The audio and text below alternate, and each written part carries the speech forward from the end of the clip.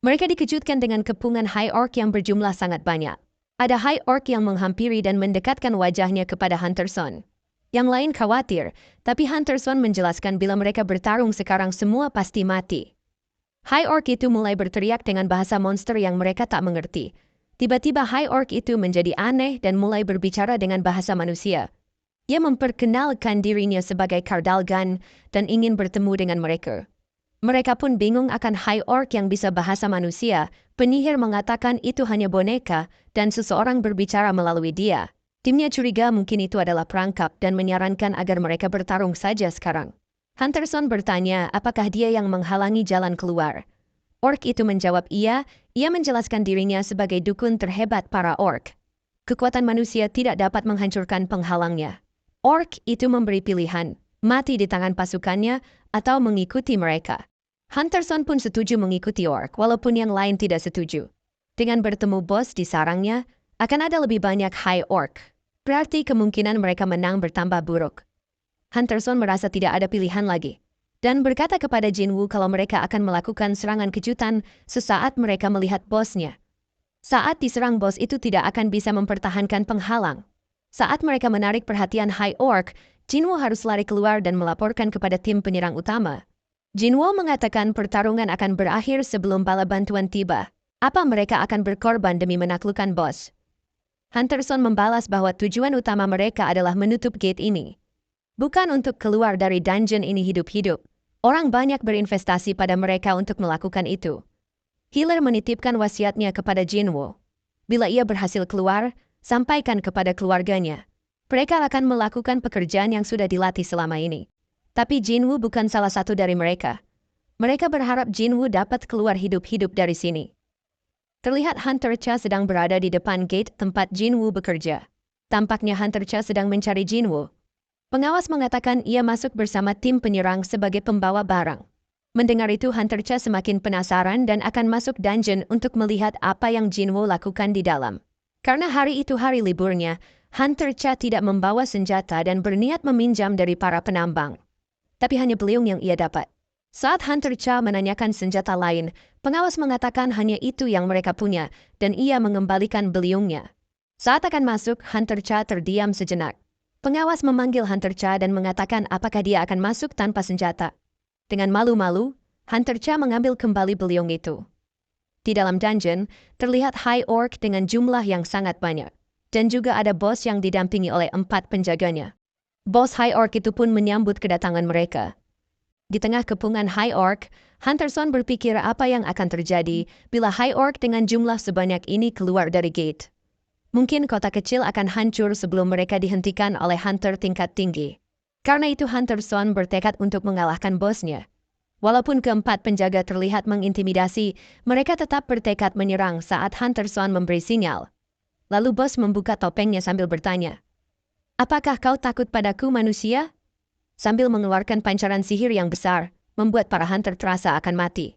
Mereka semua menjadi ketakutan dan hilang semangat. Bahkan Mega tingkat A merasa dirinya bukan apa-apa dibandingkan bos itu.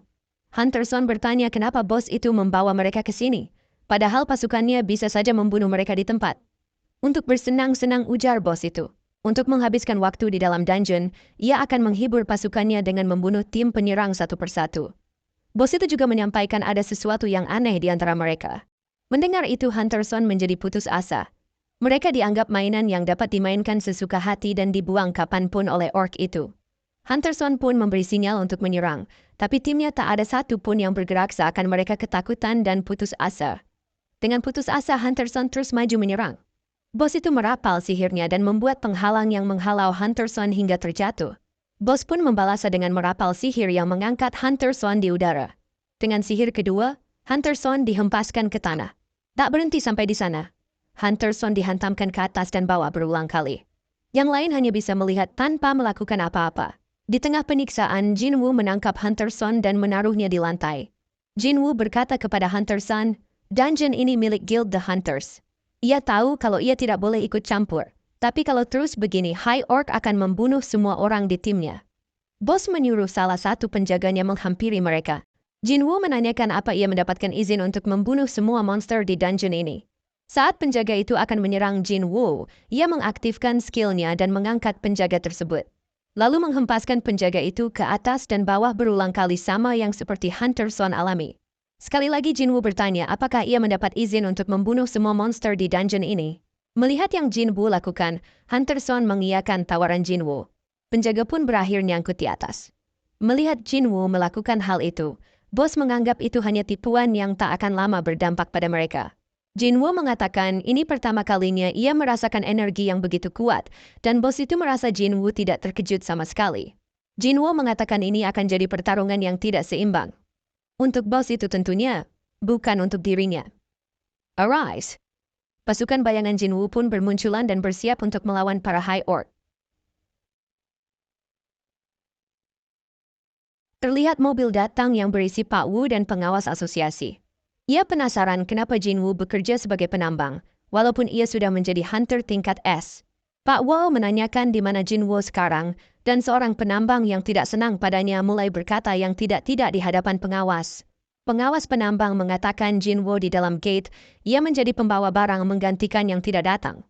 Dan menambahkan bahwa Hunter Cha juga sudah masuk untuk mencari Jin Woo. Penambang yang rese itu tetap menanyakan apa yang diperbuat Jin Woo, tapi Pak Wu menegaskan untuk melihat berita saja besok. Pak Wu bergerak mendekat ke gate, tapi ia merasakan pancaran energi yang begitu kuat dari gate tersebut. Saat diukur kembali, ternyata gate tersebut tingkat A yang tertinggi. Pasti asosiasi salah memukul gate itu. Pak Wu langsung memerintahkan semua pengawas untuk masuk ke dalam. Di dalam dungeon, Hunter Cha seakan tak percaya kalau tim penyerang bisa membunuh para High Orc yang banyak. Hunter Cha merasakan energi bos itu, dan langsung berubah menjadi mode serius. Meskipun Jin Woo sudah memanggil pasukan bayangannya, bos itu tampak meremehkan Jin Woo dan pasukannya. Jin Woo menegaskan bahwa bos itu akan menyesali meremehkan ia dan pasukannya. Jin Woo mengaktifkan skill Monarch domainnya dan membuat semua pasukannya bertambah 50% dari statusnya. Tim penyerang sampai bingung dengan apa yang terjadi. Bos itu pun memberi perintah untuk semua menyerang. Iron mengeluarkan provokasinya, tapi tak berefek. Kesal melihat itu, Iron mengangkat senjatanya dan menghempaskan kawanan orc itu. Igris pun tak mau kalah. Melihat orc mulai mengepung dirinya, ia mengayunkan pedang dan membunuh semua orc di sekitarnya. Jin Woo juga unjuk kebolehannya dengan menebas orc di sekitarnya. Tim penyerang melihat gaya Jin Woo mirip dengan Hunter Cha. Mereka bertanya-tanya, kenapa Hunter sekuat dirinya mau menjadi pembawa barang? Selain Igris, Iron dan Teng, semua pasukan bayangannya hanya setara Hunter tingkat B. Mereka bisa mati 3-4 kali sebelum membunuh satu High Orc. Pasukan High Orc 3 kali lebih banyak dari pasukan miliknya. Jin Woo merasa ia harus membunuh sebanyak yang ia bisa. Tiba-tiba ada ledakan yang melenyapkan banyak pasukan bayangannya. Ternyata bos itu sudah mulai ikut menyerang. Menanggapi serangan itu Jin Woo mengatakan pasukannya akan terus beregenerasi selama mananya masih ada. Bos itu membalas tidak masalah bila mereka terus beregenerasi. Jin Woo akan kehabisan mana cepat atau lambat.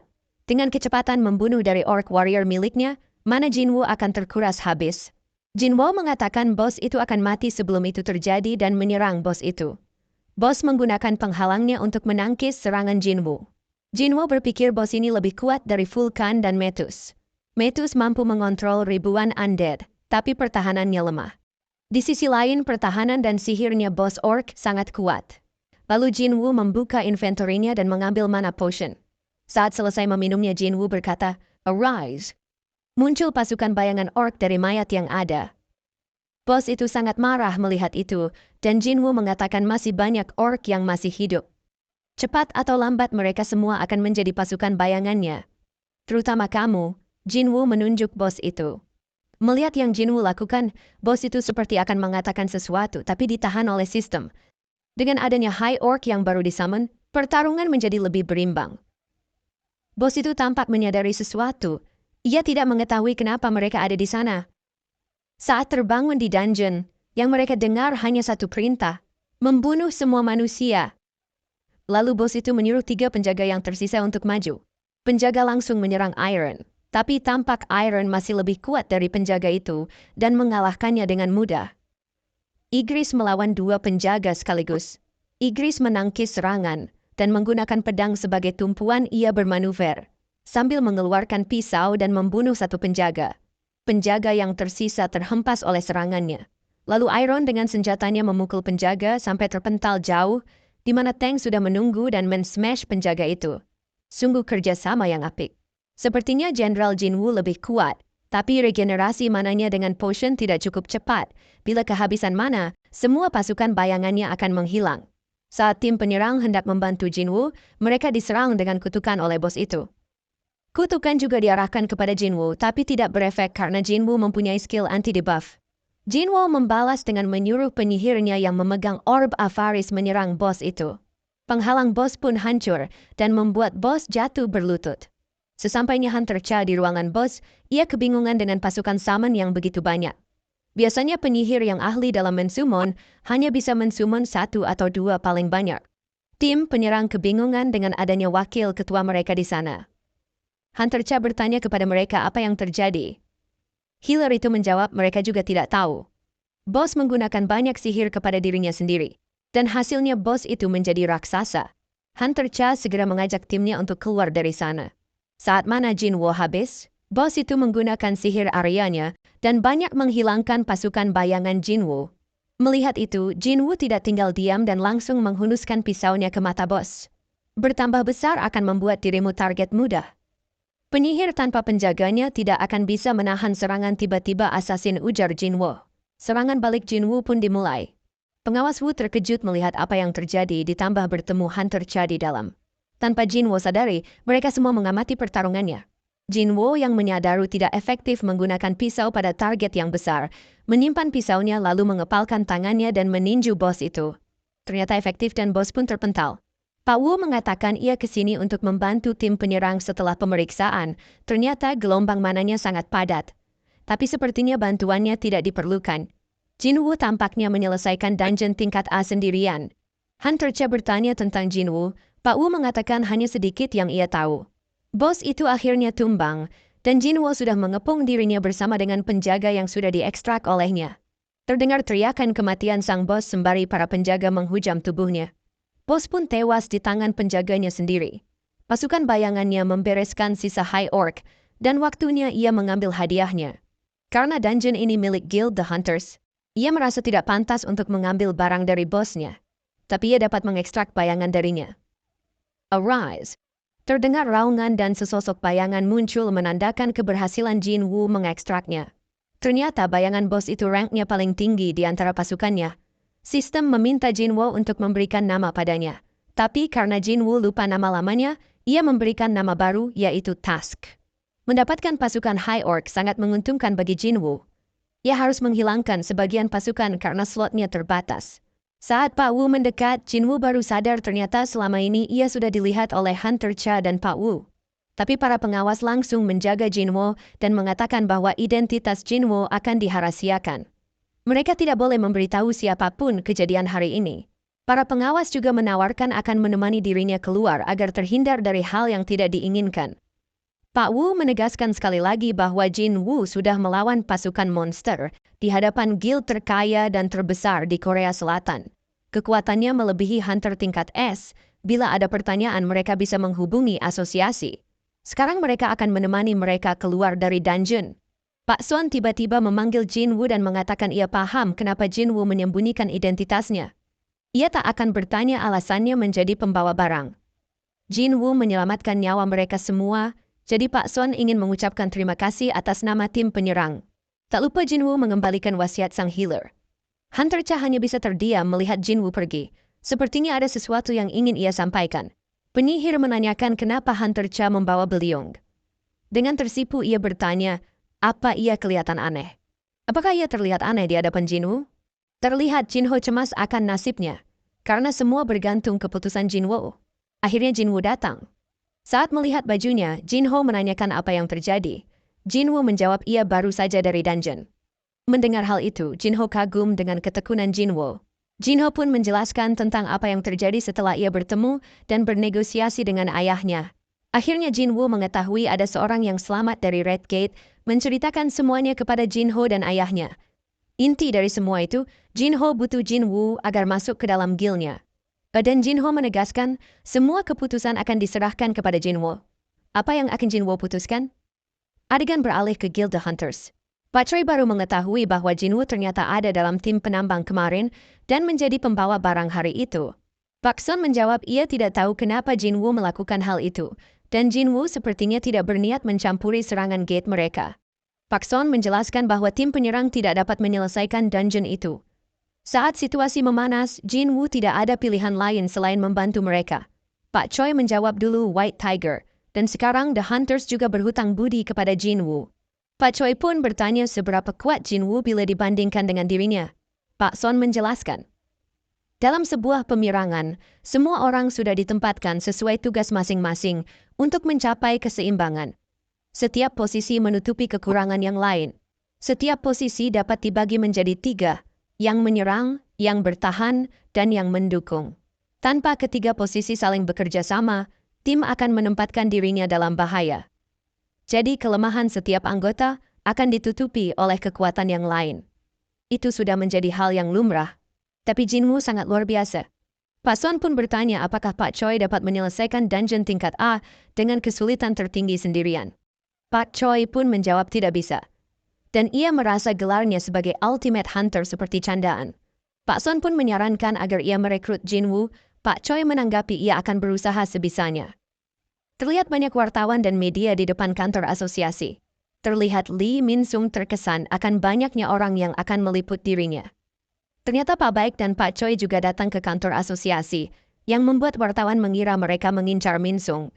Pak Baik menjawab bukan karena Min-sung dan no comment. Pak Choi menegaskan Min-sung sudah dikontrak oleh Guild the Fiend, tapi mereka di sana karena ada urusan lain.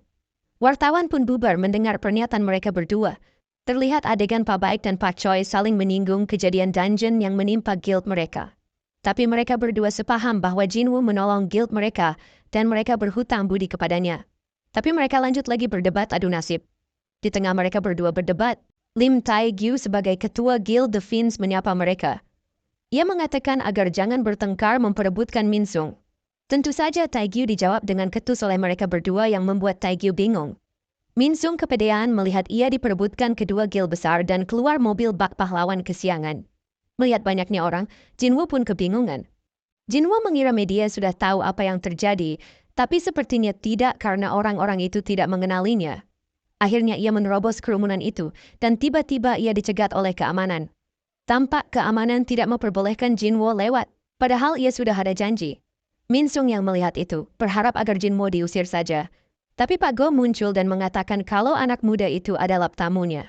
Dan memperingatkan Min-sung agar berlaku baik, karena Pak Go yang mengizinkan dirinya mengadakan konferensi pers. Saat Pak Go dan Jinwoo masuk, Min-sung merasa kesal karena Jinwoo merusak acaranya. Ia menyuruh orangnya untuk mencari info tentang orang itu.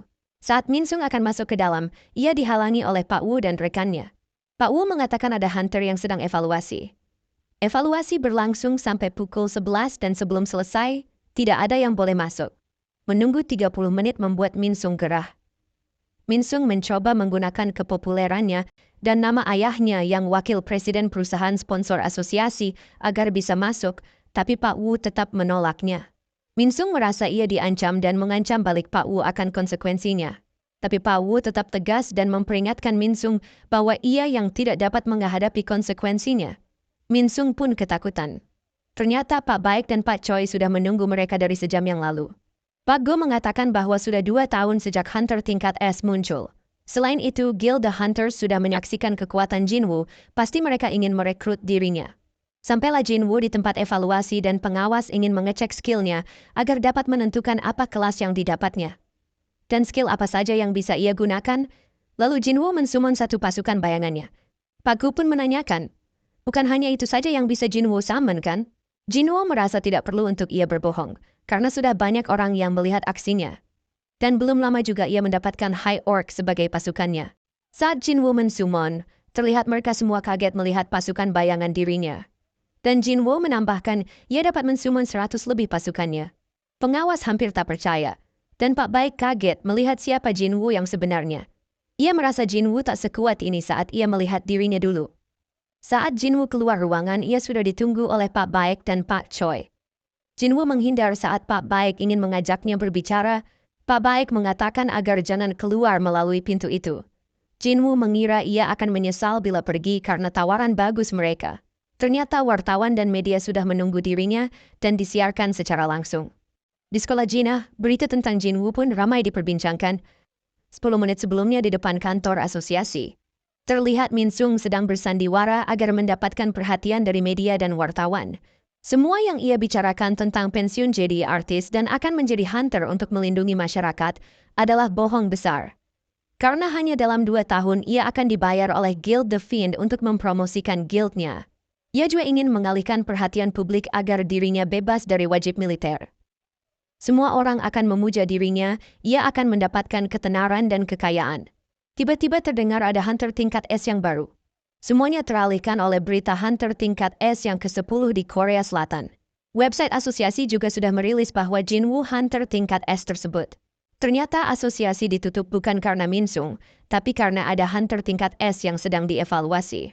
Seketika orang-orang mulai mengacuhkan Min Sung dan bergegas mencari Jinwoo untuk diwawancarai. Rencana Min Sung gagal total.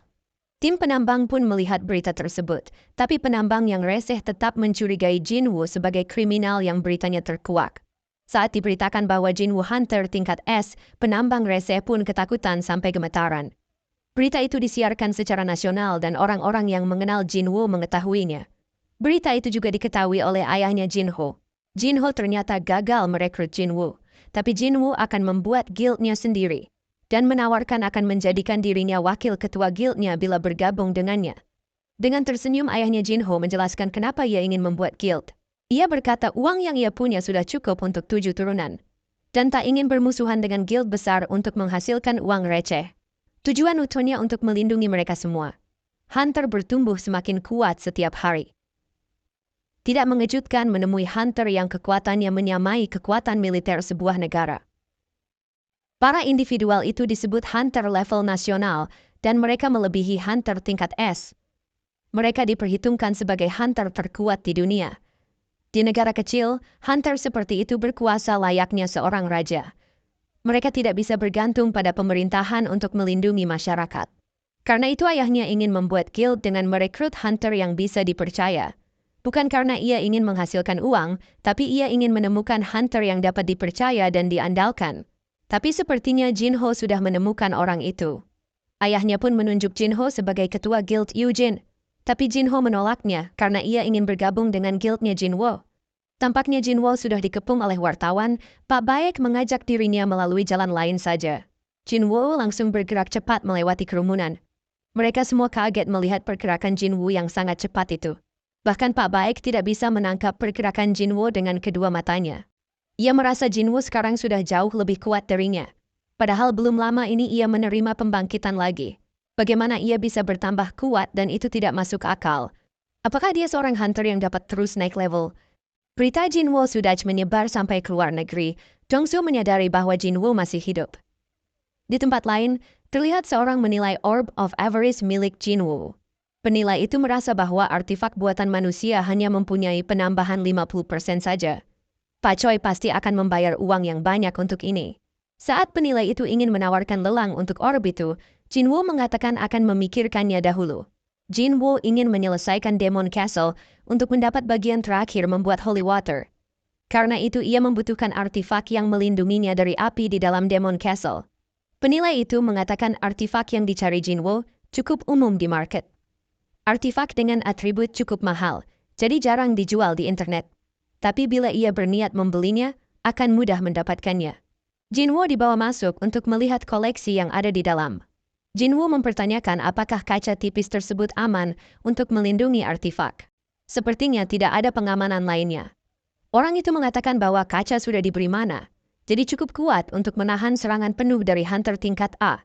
Jika Jinwoo tak percaya, ia diperbolehkan mencobanya. Orang itu juga menawarkan artefak di dalamnya bila Jinwoo berhasil memecahkan kacanya. Mendengar itu, Jinwoo langsung bersiap untuk memukul kaca tersebut. Tapi orang itu menghentikannya dan berkata ia tidak serius. Apabila kaca pecah, tim elit dari Guild The Hunters akan langsung datang ke sini. Tempat pelelangan tersebut sudah kontrak keamanan dengan mereka. Saat Jinwoo pergi untuk melihat senjata, orang itu menyadari kacanya sudah retak. Ia berpikir sepertinya bukan karena Jinwoo, karena ia tidak menyentuhnya sama sekali. Jinwoo pun melihat beberapa pisau di sana, Tapi saat ia memperlihatkan pisaunya untuk dinilai, ia cukup kaget karena pisaunya ternyata mahal. Jika barang dari shop bernilai tinggi, maka tidak ada alasan baginya untuk menjual orbnya di sana. Sin beralih kepada Pak Baek yang sedang berpikir, apakah Hunter bisa terus naik level? Ketika ia dalam tahap pencerahan, ia dapat dengan akurat mengukur level skill lawannya. Ia yakin bahwa saat di Red Gate, Jinwoo lebih lemah darinya. Tapi sekarang tidak lagi. Bagaimana orang sekuat dirinya mau bergabung ke dalam guild, sedangkan Jinwoo dapat membuat guildnya sendiri? Sepertinya ia dan Pak Choi hanya buang-buang waktu saja. Sini beralih di mana Pak An dan timnya menggebu-gebu untuk merekrut Jinwoo. Tapi mereka semua kesulitan untuk bisa bertemu dengan dirinya. Sepertinya Jinwoo sudah cukup risih dengan keramaian di depan apartemennya. Saat ia hendak mengusir orang di bawah, Jin A melarang dirinya. Sudah banyak hate comment untuknya, karena Jinwoo meninggalkan para wartawan. Lalu terdengar ketukan dari pintu. Saat Jinwoo membukanya terlihat Jinhoo mengatakan ia diusir dari rumahnya. Saat mendengar Jinhoo berniat untuk menginap di rumahnya, Jinwoo langsung menutup pintunya. Ia mengatakan pada adiknya kalau ia tidak mengenal orang itu. Sepertinya Jinhoo akan jadi gelandangan. Di tempat lain tampak kedua orang tua Jinhoo sedang membicarakan dirinya. Ayahnya mengatakan bila Jinhoo ingin membuat sesuatu untuk dirinya, seharusnya ia membuka jalan untuk dirinya sendiri. Tapi sebaliknya Jinhoo malah bekerja untuk orang lain. Tapi tiba-tiba ayah Jinhoo merasa pandangannya berbayang dan ia jatuh ke lantai. Saat Jinwoo memastikan adiknya sudah tidur, ia mensummon pasukan bayangan dari para penjaga task. Tapi Jinwoo kebingungan karena hanya 3 yang terlihat. Salah satu penjaga mengingatkan bahwa ada satu yang ketinggalan nyangkut di langit-langit. Baca lagi chapter 72 kalau lupa. Lalu Jinwoo menunjuk satu penjaga untuk menjaga adiknya. Lalu Jinwoo mulai mensummon beberapa pasukannya untuk menjaga lingkungan sekitarnya. Selama tidak ada hunter tingkat atas, pasukannya dapat mengatasi segala macam kriminal yang ada. Jinwoo merasa ini sebagai sedikit kontribusi bagi masyarakat. Keesokan harinya, Jinwoo terlihat bersama dengan Jinho menuju ke suatu tempat. Jinwoo merasa tidak enak hati, karena Jinho menolak posisi ketua guild hanya untuk bersama dirinya. Tiba-tiba Jinwoo membuka pintu dan berkata ia akan kembali lagi. Saat Jinho melihat ke belakang, Jinwoo sudah menghilang. Ternyata tujuan Jinwoo adalah kembali ke Demon Castle. Dengan artifak yang ia beli di market, dirasa sudah cukup untuk melindungi dirinya dari api di dalam kastil. Muncul quest baru untuknya. Dan salah satu hadiahnya batu skill yang menarik perhatiannya. Dengan 3 skill yang dimilikinya, ia menantikan skill selanjutnya yang akan ia dapatkan. Setibanya Jinwoo di depan portal, ia langsung menuju lantai 76. Setibanya di lantai tersebut, terlihat Task sudah disummon dan memegang Orb of Avarice. Task langsung menggunakan skillnya dan menjadi raksasa. Saat skill areanya dikeluarkan, terlihat sangat efektif membunuh monster dalam jumlah banyak. Jinwoo merasa Task menjadi lebih lemah ketika menjadi pasukan bayangannya. Untuk sementara, Task yang akan memegang Orb of Avarice. Di rumah sakit, terlihat ayah Jinho sedang dirawat dan berkonsultasi dengan dokter. Dokter mendiagnosis ia terkena Eternal Slumber. Pasien yang terkena Eternal Slumber tidak dapat sadar. Bukan berarti mereka tidak dapat bangun dari tidurnya. Ketika tertidur, energi kehidupan pasien akan terkuras. Satu-satunya cara untuk menjaga mereka tetap hidup dengan menggunakan alat penunjang kehidupan yang bertenaga mana. Eternal Slumber mulai muncul bersamaan dengan kemunculan Gate. Penyakit itu banyak memakan korban jiwa, mereka yang tidak menggunakan penunjang kehidupan. Dokter mengatakan ciri-cirinya sudah terlihat pada dirinya. Ia disarankan agar menjauhi kristal mana dan orang yang mempunyai mana. Saat dokter menanyakan hunter di dekatnya, ia langsung mengingat Jinho sang anak. Tapi ayah Jinho belum menyerah. Sementara di sebuah pulau pesisir pantai Jepang, seekor semut mendarat di pantai.